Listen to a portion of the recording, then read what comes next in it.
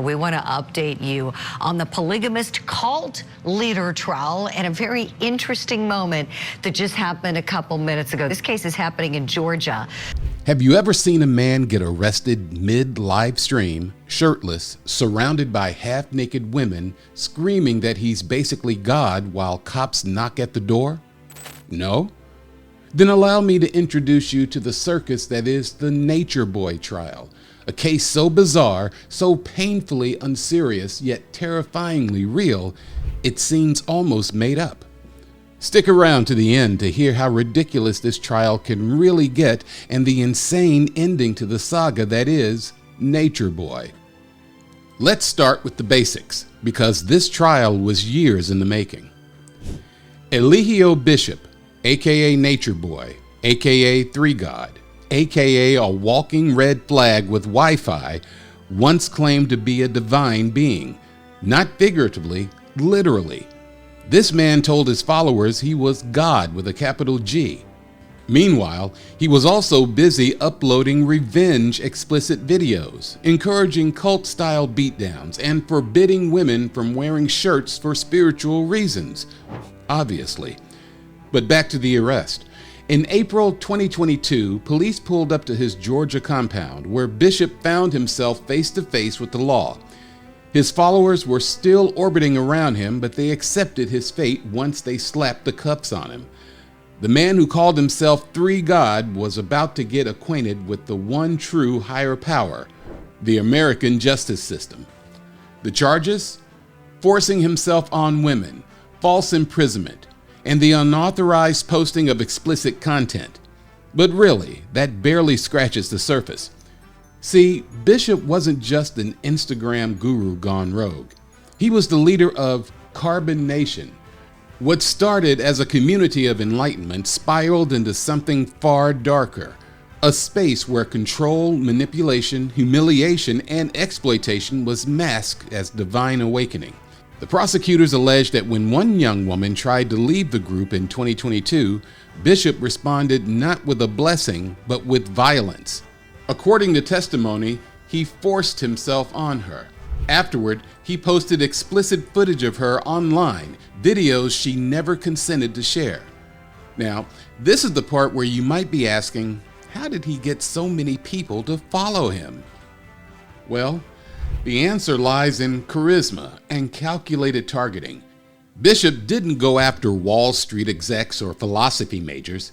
He went after the vulnerable, people searching for meaning, for purpose, for a place to belong. Many of his followers were black men and women disillusioned with Western systems, looking for healing, identity, culture. Bishop offered that until they were in too deep to leave. Court testimony from former members gave a full picture.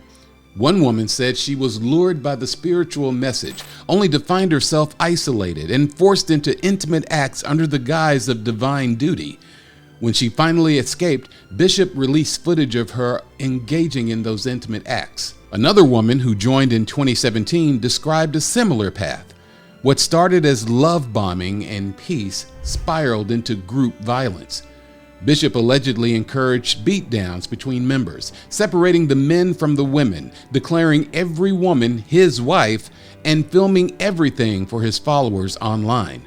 In court, prosecutors introduced videos Bishop himself recorded, one where he declared women should be punished for disrespecting their God, him. Another where he laughed as women jumped a fellow member. His own words became the damning evidence. And then there were the philosophical rants. Yikes, the rants. Nature Boy once uploaded a video where he tried to break down the metaphysical meaning of the number 1, claiming it doesn't actually exist because everything is nothing and we are all just dreaming the illusion of numbers. Say what now? Oh, another gem. He admitted on camera that he had performed intimate acts on men for money in his past and openly stated that he would have gone bisexual for a career in Hollywood because that's how the industry works. Sir, what does that have to do with spiritual healing? This man went from talking about the sacred geometry of the universe to bragging about why he was shirtless on Instagram Live every morning. According to one former member, women were required to jump in the sack with him by day 3, or they'd be accused of harboring demonic resistance. Even more disturbing, there were children around. In one infamous video, Bishop described letting a child touch his genitals and called it pure. He said it was part of nature. That moment, more than any other, turned public curiosity into public outrage. Many who had followed the story casually before now recognized the deep sickness at the center of this so-called community. And yet, like any cult leader clearly off their rocker, he had defenders. Even in court, some former followers hesitated, not because they believed in him still, but because his manipulation ran deep. He called himself God. He told them that there were downloads of him. He said women were goddesses in training. And what about Bishop? When detectives questioned him, he denied everything, claimed he was a ladies' man and that he didn't need SA women because they all wanted him. He was clearly high off his own supply of delusion. As this first section of the trial wrapped up, the vibe shifted from spectacle to serious. What began as a sideshow with memes and live streams became something much heavier, a reckoning. This wasn't about being shirtless in the woods anymore. It was about what happens when a man uses spirituality to abuse power, and how long the justice system takes to catch up. So, where were we? Right. Nature Boy, aka Eligio Bishop, had just been dragged off his self-declared throne, shirtless, greasy, and still trying to live stream his arrest like it was a divine event. The first week of court had cracked open the lid on Carbon Nation and exposed it for what it truly was. But in section 2 of the trial, that's when the real drama started. Because guess who started flipping? The very people who once called him God. It was almost poetic. Witness after witness, most of them former Carbon Nation members, now taking the stand with a different gospel. Let's start with Velvet Marquez. They're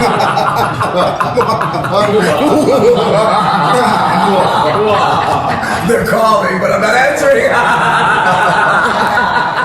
Velvet was once Nature Boy's queen, his top-ranking wife, the main woman he paraded around as divine feminine energy incarnate. They had a child together. She was loyal. She defended him when the media came knocking.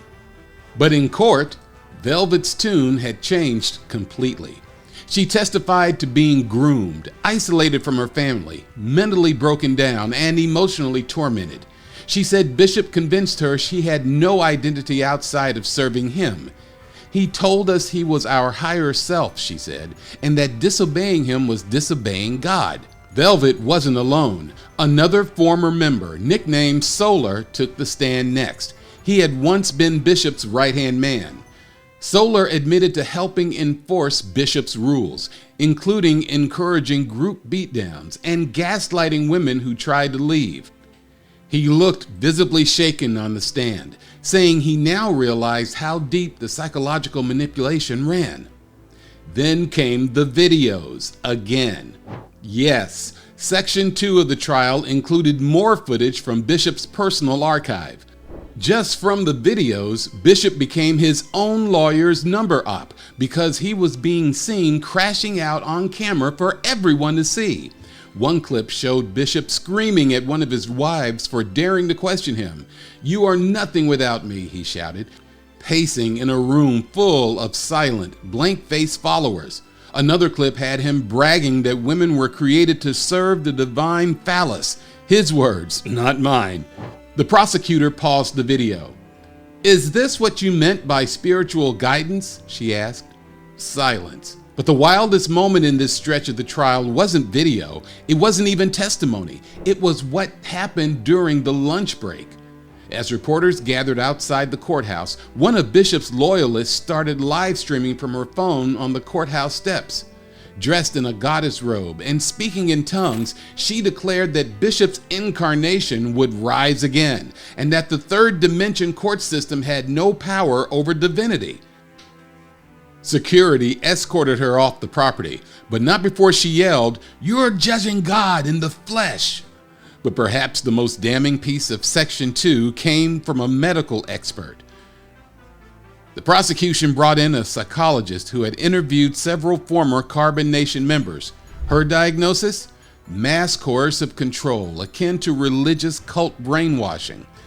She compared Bishop's tactics to those of infamous leaders like Jim Jones and David Koresh. Isolation, thought reform, reinforcement of dependency, physical access disguised as spiritual duty. Then came the blow.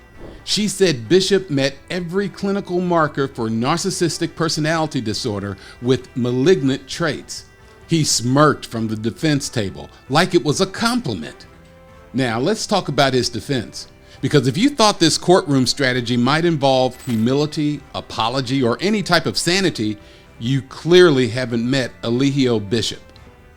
Nature Boy's legal team argued that all interactions in Carbon Nation were consensual, that the women who joined did so willingly, that the videos were performance art, that Bishop was being prosecuted not for crimes, but for being an eccentric black man with a following. Oh, they tried to spin it as cultural suppression, saying Bishop's message was misunderstood, that he was simply reviving African spiritual systems and being punished for not conforming to Western religious norms. They pointed out that while Bishop preached African traditions, he did so while live streaming from an iPhone wearing designer shades and demanding his followers hand over their cash. As Section 2 wrapped up, the tone changed entirely. This wasn't a joke anymore.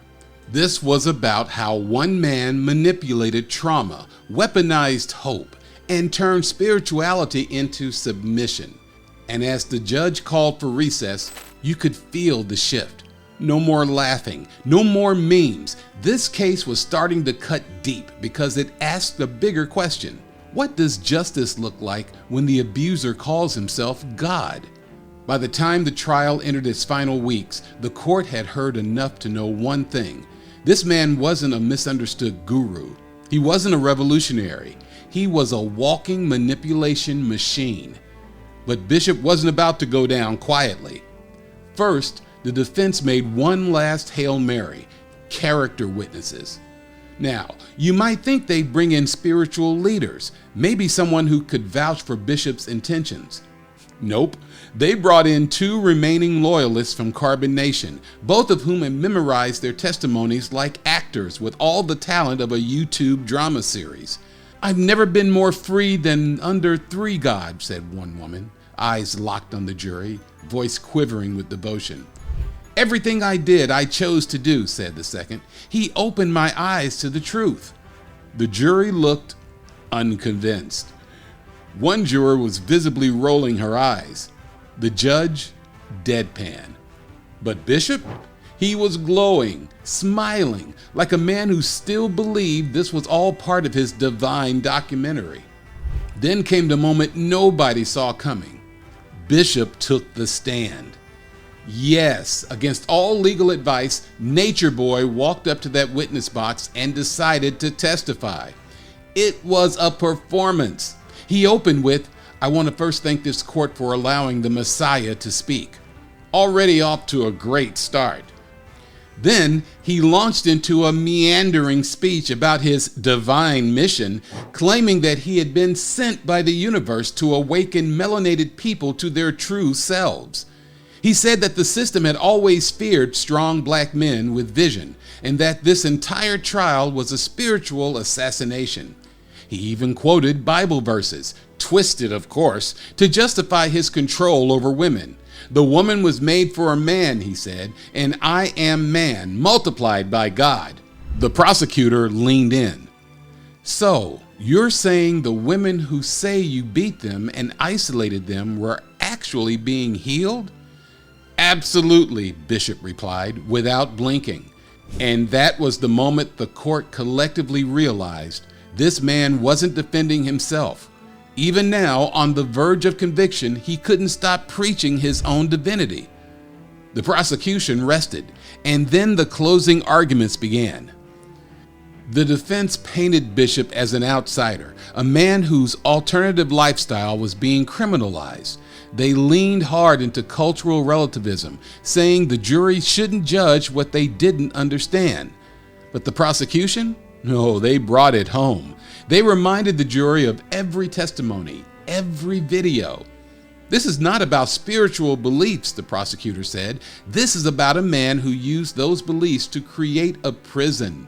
And when anyone tried to escape, he turned that prison into a battlefield. The jury deliberated for hours. There was tension, but not confusion. The evidence was damning. The videos were Bishop's own. The testimonies were unshakable, and the man who claimed to be God had done more confessing than denying. And then it was over. Guilty on multiple counts: essay, coercion, revenge videos, false imprisonment. The sentencing phase began.